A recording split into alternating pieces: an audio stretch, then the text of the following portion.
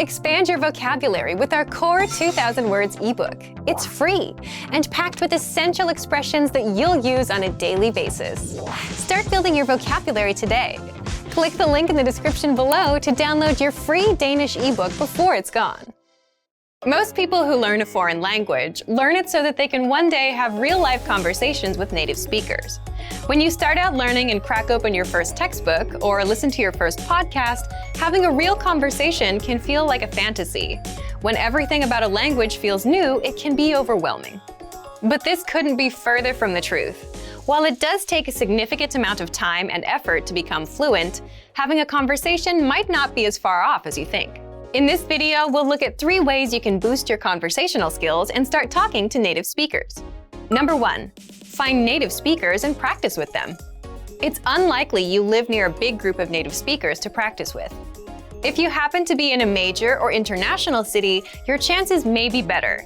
Check and see if your city has a general language exchange. Chances are there could be a native speaker there who is also trying to learn another language. Practicing in person with a native speaker is probably the most interesting option for honing your speaking skills. But if you can't find anyone where you live, the next best option is to look online. Luckily for language learners, the past 10 years or so have seen an explosion in online language exchange sites. On these websites, you can search for someone who is a native speaker of your target language and is also learning your native language. The idea behind a language exchange is that you communicate with them via video or text chat, and half of the time, they help you practice your target language. And for the other half, you help them practice theirs. Practicing via an online language exchange is a highly effective way to practice your conversational skills. Number 2. Work on pronunciation. Pronunciation is often an overlooked skill when it comes to learning a foreign language. Most people think of a good foreign accent as a luxury rather than a necessity. But what most people don't talk about is how having a good accent boosts your listening and comprehension skills. If you can hear a sound from a foreign language and know how to make it yourself, then you're more likely to understand native speakers when they talk at normal speed, and you're also more likely to remember any new words or phrases you come across. Having a good accent means that the language no longer sounds foreign. Instead, it sounds familiar, maybe even natural. So how do you go about perfecting your accent?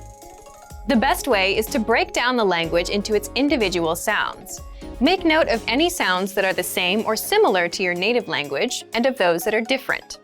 Of the sounds that are different, spend your time practicing the ones that you find the hardest to say correctly. After you're comfortable with the individual sounds, you can start linking together words and phrases. This is where accent practice starts to get really fun and interesting. Get your hands on some native speaker audio from a TV show, song, or podcast. Play the audio back and listen closely a few times. Take note of how words blend together in speech. Then, do your best to imitate what you hear, trying to match the speaker's emphasis and intonation. Our language learning program's playback feature is perfect for this. Record yourself and compare it to the original recording. Rinse and repeat until you're comfortable with the audio selection, and then move on to something more difficult. This is how you can break through the accent barrier and really start to make the language your own. Number 3. Learn phrases, not just individual words. Learning grammar and individual words is great, but it's not the only approach you should take if you want to speak fluently. In addition to your regular grammar and vocabulary, try learning whole phrases, even if you aren't totally sure how they work grammatically. Learn phrases that are specific to your needs. It's a good idea to learn phrases that are grouped around a certain setting or subject, such as simple greetings or introductions, questions for getting to know someone, or traveling comfortably. You can even learn filler phrases, which you can use so that you have something to say when, well, you don't know what to say. Learning phrases like this will help you become conversational faster. You may not understand what you're saying literally, but as long as you know the general meaning behind the phrase and know when to use it, you'll be able to talk like a native. Eventually, your knowledge of grammar and vocabulary should catch up with the phrases you know. Learning a new language should feel like an adventure.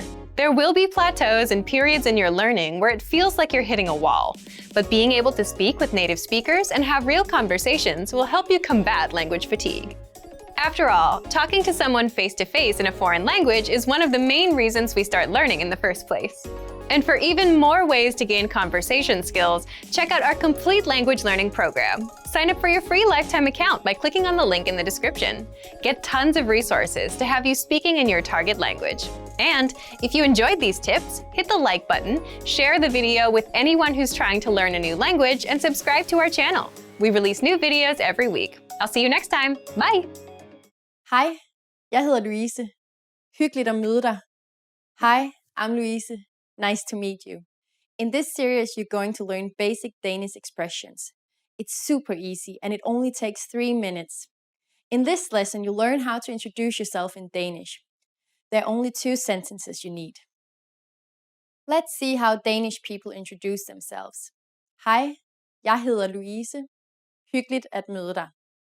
Hi, I'm Louise. Nice to meet you. Hej, jeg hedder Louise. Hyggeligt at møde dig. Start by saying, hej, jeg hedder. Then say your name. Hej, jeg hedder Louise. Finally say, hyggeligt at møde dig. Hej, jeg hedder Louise. Hyggeligt at møde dig. And now let's see the same sentence in a different format. Goddag, jeg hedder Louise. Rart at møde dig. Hello, my name is Louise. Nice to meet you. Goddag, jeg hedder Louise. Rart at møde dig. So what has changed from the previous introduction? Let's take a closer look at these together. Hi has been substituted with an alternative greeting, goddag, Danish for hello or good day. In a formal setting, you would say your full name, but it is better just to use your first name when you're being introduced to new friends. The hyggeligt in hyggeligt at møde dig has been changed to rart. When you meet someone in a formal context, for instance at work, rart at møde dig would be the most appropriate greeting, while hyggeligt at møde dig is for when you're introduced to new friends. One more time. One way to introduce yourself in Danish is hej, jeg hedder Louise. Hyggeligt at møde dig. An alternative way to introduce yourself is goddag, jeg hedder Louise. Rart at møde dig. Now it's time for Louise's insights. When you introduce yourself, it's a good habit to shake hands in Denmark. While rart at møde dig is slightly more formal than hyggeligt at møde dig, you don't need to worry too much about which one you use. If you use one of these sentences, Danish people are definitely going to be impressed. In the last lesson, you learned how to be grateful to people by saying tak. In this lesson, you'll learn some of the most common greetings used in Denmark. Er I klar? Are you ready? Så lad os begynde. So let's start. The most used informal greeting is hej. Hej. Hej means hi. You can use it when you meet people and it can be used with anyone. But it isn't the only way to greet someone. We also have goddag. Goddag. It is a more time-specific greeting and is equivalent to hello. Literally, goddag means good day. As a rule of thumb, you can use goddag only during the daytime, from morning until evening. During the evening, we say god aften. God aften. Aften is Danish for evening, so god aften means good evening. Finally, in the mornings, we say god morgen. God morgen, which means good morning. Good day, god aften, and god morgen are used when we meet someone, but when we leave, we don't say these again. When parting ways for a long time, we usually say ha det godt. Ha det godt. Ha det godt means be well, but a better translation is all the best. Finally, in Danish, we have an expression meaning see you. Vi ses. Vi ses. Now you can greet people in many different ways in Danish. Let's review them all again. When meeting friends or someone we don't know, hej or good day. In the morning, god morgen. In the evening, god aften. When leaving for a long time, ha det godt. When leaving and implying see you soon, vi ses. It's easy, isn't it? Now it's time for Louise's insights. In formal situations, Danish people commonly greet each other by shaking hands. On the other hand, if we meet someone we're very friendly with, no matter their gender, it's common to give hugs. Don't be afraid to try it out with your Danish friends. In the last lesson, you learned the most common forms of greetings in Danish. Do you remember them? In this lesson, you're going to learn a very useful phrase. Do you speak English? If you find yourself in a situation where you need assistance in English, this phrase can be a lifesaver. And because you're asking it in Danish, you will be sure that everyone will understand what you're saying, even if their answer is no. Here's the most common way to say it. Taler du engelsk? Taler du engelsk? Danish is a pretty straightforward language. We conjugate verbs based on time, which means we have the past, present, and infinitive. The question, taler du engelsk, translated as, are you speaking English? In Danish present tense, speaking is taler. The second word in the sentence, du, simply means you. And you probably recognize engelsk to be English. Taler du engelsk. To learn how to properly conjugate verbs like taler, please check out our Absolute Beginner series on danishclass101.com.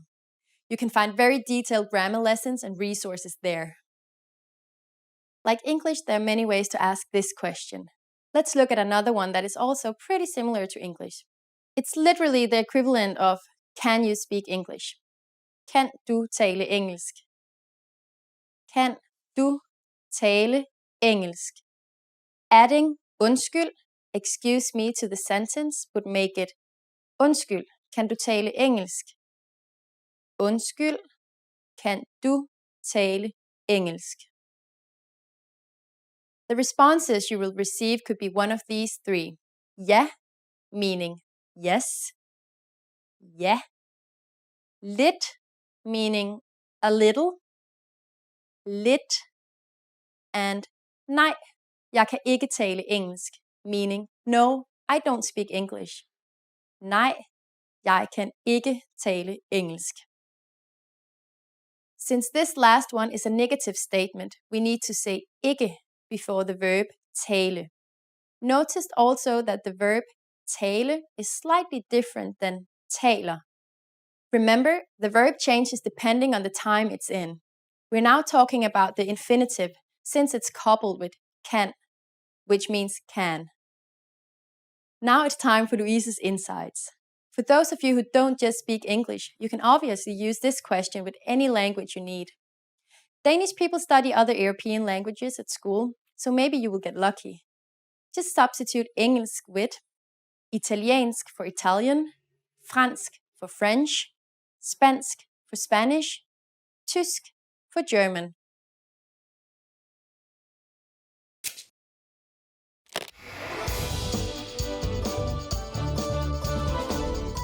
Hej alle sammen, jeg hedder Louise.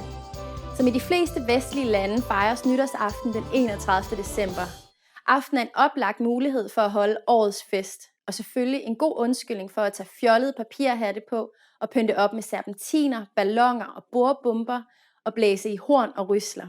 I denne lektion kommer du til at lære, hvordan danskere fejrer nytårsaften. Ved du, hvad børn nogle gange drikker ved midnat nytårsaften i Danmark? Jeg viser dig svaret i slutningen af denne video. I Danmark er det mere normalt at holde nytårsaften sammen med vennerne end familien. Da der ofte er store forventninger til aftens fest, handler det for mange om bare at hygge sig med god mad og godt selskab. Men selvfølgelig er der også mange, som gør meget ud af årets sidste aften med både stor menu, tema og dresscode. Par med mindre børn fejrer gerne nytårsaften med andre vennepar med børn, så børnene kan lege med hinanden. En traditionel nytårsmenu står på kogt torsk, også kaldet nytårstorsk, eller grøn langkål og svineryg med brunede eller almindelige kogte kartofler. I dag er der mange, som vælger at servere noget helt andet, som f.eks. sushi eller oksesteg, da de har fået nok af svinekød og generelt den fede julemad fra ugen tidligere. Champagne og muserende vin og kransekage er et must, når det nye år skal skåles ind kl. 12, men intet røres før midnat. I løbet af aftenen samles de fleste omkring fjernsynet eller radioen kl. 18 for at se eller høre dronningens nytårstale, hvori hun ønsker folket alt godt i det nye år. Større børn går udenfor i kulden og laver nytårsløjer, som ofte involverer tandpasta, barberskum, margarine og konfetti, der smøres på naboers vinduer, dørhåndtag eller endda biler. En anden klassiker er en sprængt postkasse, så vær på vagt. Omkring midnat sendes uret på Rådhuspladsen i København, og alle tæller ned.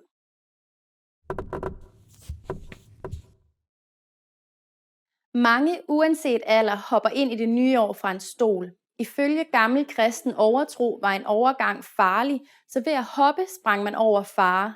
Nu er det for sjov. Og nu giver jeg dig svaret på den tidligere quiz. Ved du, hvad børn nogle gange drikker ved midnat nytårsaften i Danmark? De drikker børnechampagne uden alkohol. Hvordan var denne lektion? Lærte du noget interessant?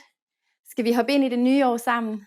Skriv en kommentar til os på danishclass101.com, så ses vi i næste lektion. Hej hej!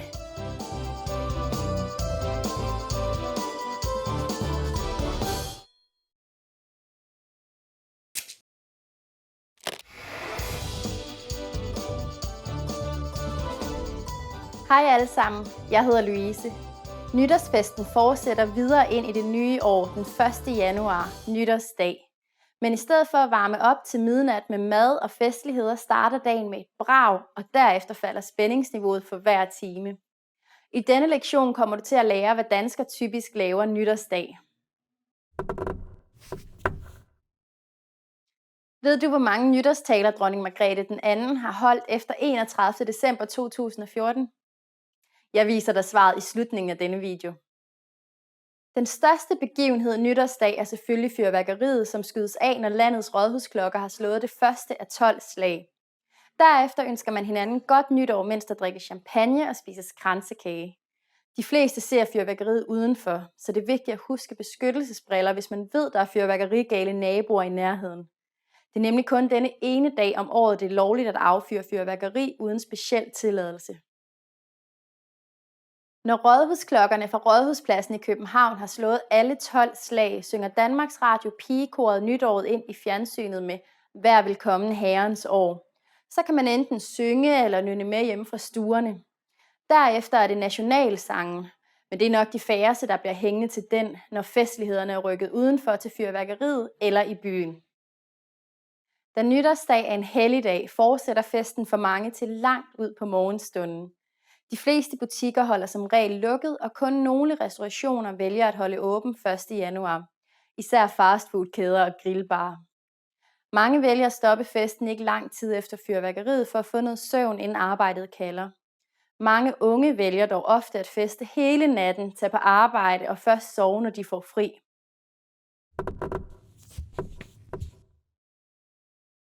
På grund af tømmermænd bliver der sendt mange uforpligtende udsendelser i fjernsynet, der ikke kræver meget at følge med i fra sofaen eller sengen. 2 eksempler er nytårskoncert og skihop. Og nu giver jeg dig svaret på den tidligere quiz. Ved du, hvor mange nytårstaler dronning Margrethe den anden har holdt efter 31. december 2014? Efter den 31. december 2014 har hun holdt 43 nytårstaler. Hvordan var denne lektion? Lærte du noget interessant? Ses vi den 1. januar på vej hjem fra nytårsfesten? Skriv en kommentar til os på danishclass101.com, så ses vi i næste lektion. Hej hej!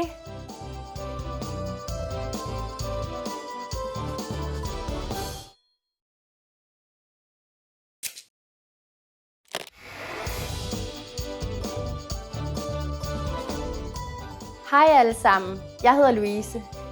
Lucia-dag fejres godt nok den 13. december i julemåneden, men faktisk har Lucia ikke noget med julen at gøre, selvom de fleste danskere nok forbinder dem med hinanden.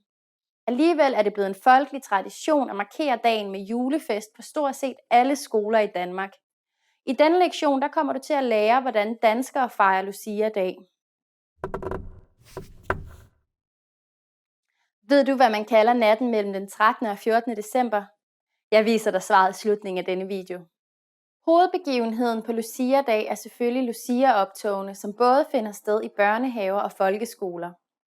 Et Lucia-optog består af børn klædt i hvide kjoler og et rødt bånd omkring taljen, som går på en række med hver deres lys og ledes af en Lucia-brud.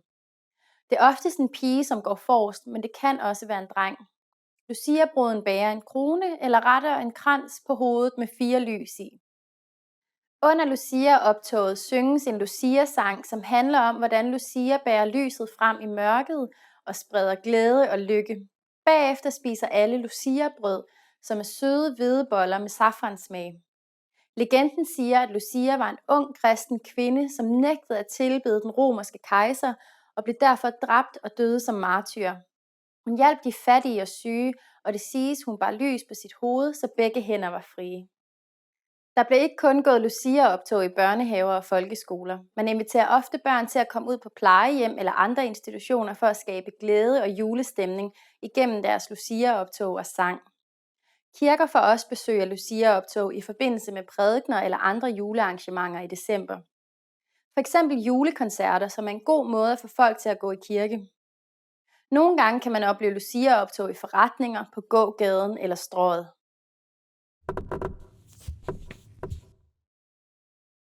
Voksne, som følger Lucia-optogene, bekymrer sig tit på grund af de levende lys, som børnene går med i hænderne. Derfor har de altid en spand med vand parat, hvis ilden pludselig skulle brede sig til andet end stearinlysene. Og nu giver jeg dig svaret på den tidligere quiz. Ved du, hvad man kalder natten mellem den 13. og 14. december? Lussenatten. Navnet stammer fra Sverige, hvor lussenatten ifølge den julianske kalender var årets længste nat. Men om morgenen, mens det stadig var mørkt, vågnede man op til Lucia eller gårdens unge pige, stående ved sengen med mad og drikke på en bakke. Hvordan var denne lektion? Lærte du noget interessant? Vil du være med til at bære lyset frem på Lucia-dag? Skriv en kommentar til os på danishclass101.com, så ses vi i næste lektion. Hej hej!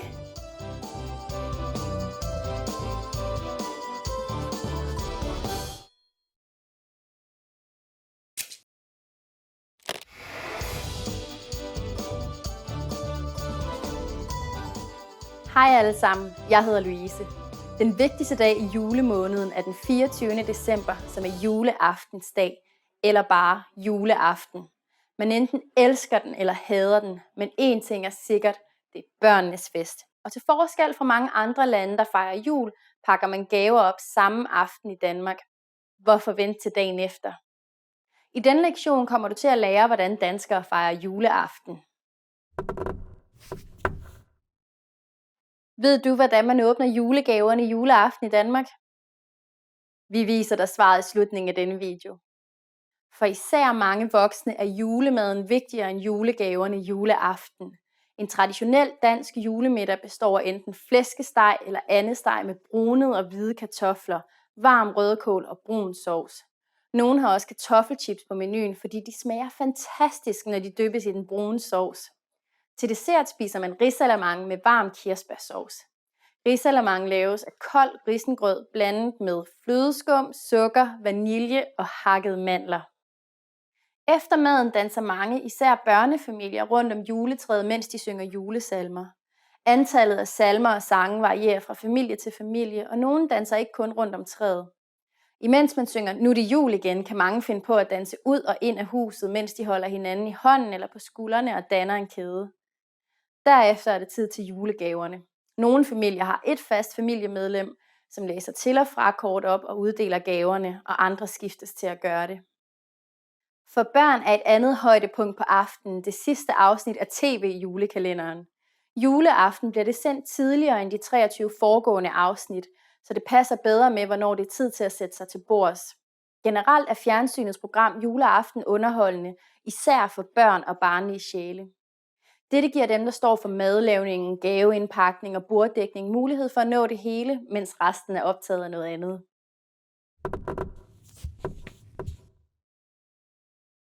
Når risalamanden bliver serveret, begynder jagten efter den hele mandel, som er gemt deri. Man vinder mandelgaven, hvis man finder mandlen i sin portion. Gaven er ofte en marcipangris eller et skrabelod. Og nu giver jeg dig svaret på den tidligere quiz. Ved du, hvorfor man åbner julegaverne juleaften i Danmark? Fordi det er en tradition, der stammer helt tilbage fra en tid, før uret blev opfundet. Så snart det blev mørkt, var det allerede næste dag. I dette tilfælde, altså den 25. december. Hvordan var denne lektion? Lærte du noget interessant? Er du klar til at spise dig tyk i risalamande i jagten på mandlen?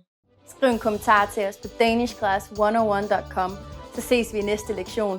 Hej hej!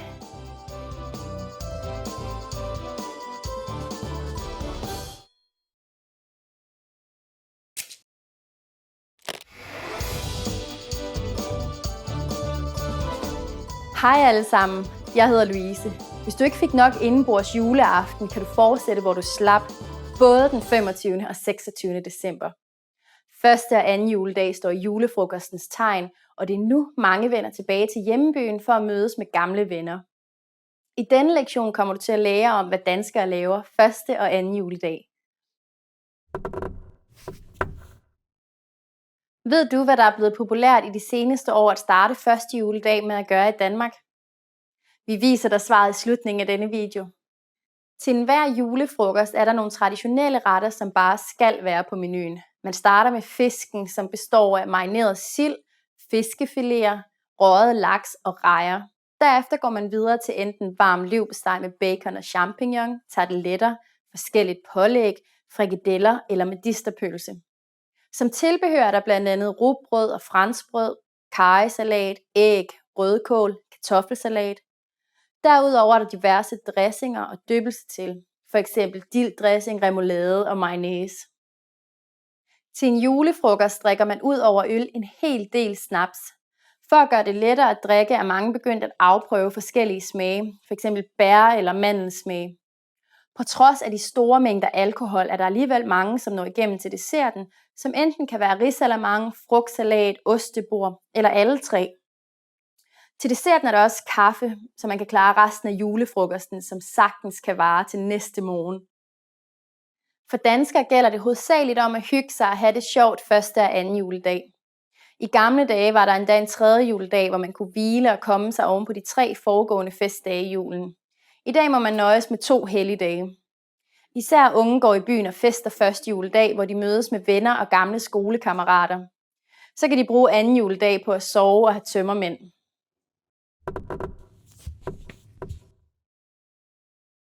På grund af de fede retter og usunde mængder alkohol er de helt store julefrokoster blevet gradvist nedprioriteret i de senere år. I stedet hygger man med familien, spiser sundere alternativer og går eftermiddagsture. Og nu giver jeg dig svaret på den tidligere quiz. Ved du, hvad der er blevet populært i de senere år at starte første juledag med at gøre i Danmark? At tage til midnatsgudstjeneste i kirken. Hvordan var denne lektion? Lærte du noget interessant? Tror du kan overleve en dansk julefrokost? Skriv en kommentar til os på danishclass101.com, så ses vi i næste lektion. Hej hej!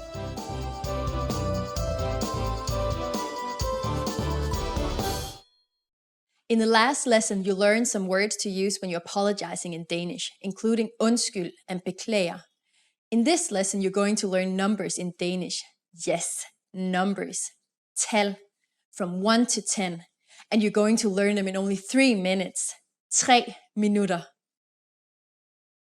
Are you ready? Let's start. 1, 1. 2, 2.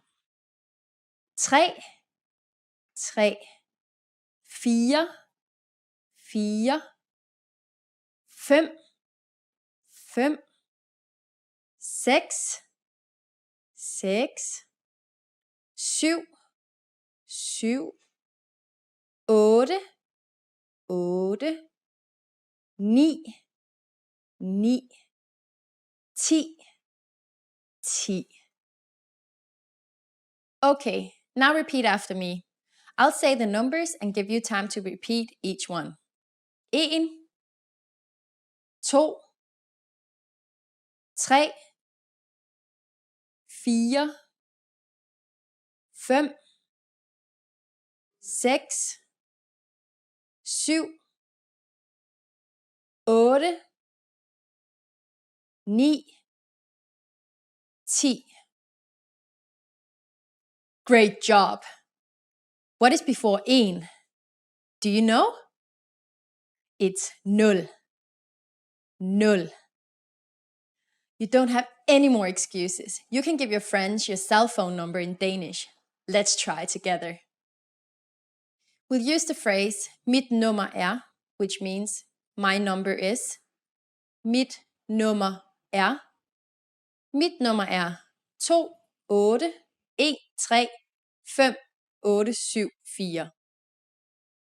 Can you read it by yourself? Perfect!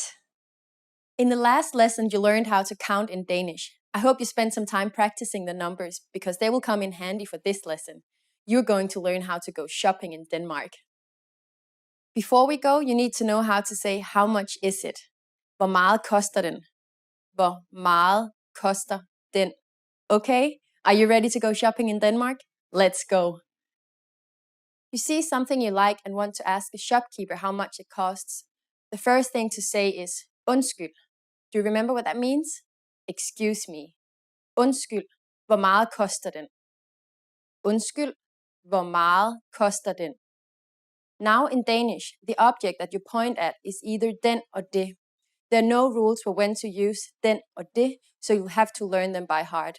But don't worry, Danes will understand you even if you use the wrong one, so just go ahead and try. Undskyld, hvor meget koster den?